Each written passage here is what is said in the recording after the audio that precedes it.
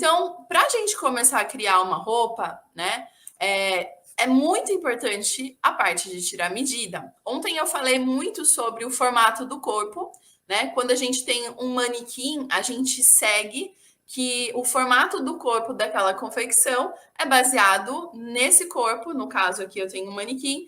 Ele pode ser tamanho 40, 38. A gente cria a roupa nesse manequim e depois faz a gradação. A gradação, que é a grade, é a diminuição ou aumento do molde. Mas quando a gente vai fazer sob medida, esse formato de corpo muda. Eu falei bastante sobre isso hoje e a gente tem que avaliar o corpo, o formato da pessoa, para adaptar nessa base, tá?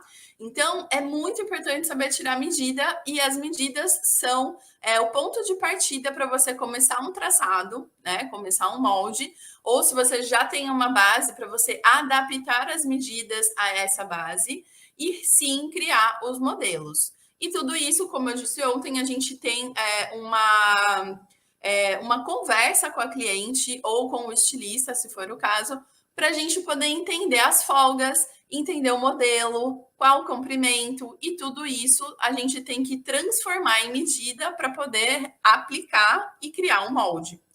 Então, é muito importante tirar a medida. Eu sei que muita gente às vezes pega só a medida do busto ou só do quadril e usa para fazer, né, a roupa. Claro que dependendo do modelo da roupa, não precisa de muito mais medidas, né?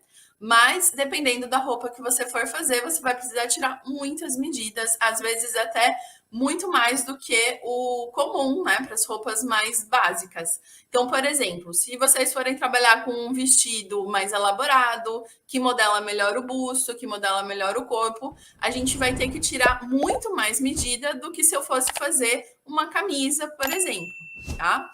Então, as medidas, elas são ponto de partida para vocês conseguirem criar uma base perfeita. E esse caimento, claro que vai depender de muitas etapas, mas uma das etapas mais importantes para ter um caimento perfeito na roupa feminina são as medidas e as adaptações do formato de corpo da pessoa, se for o caso do sob medida.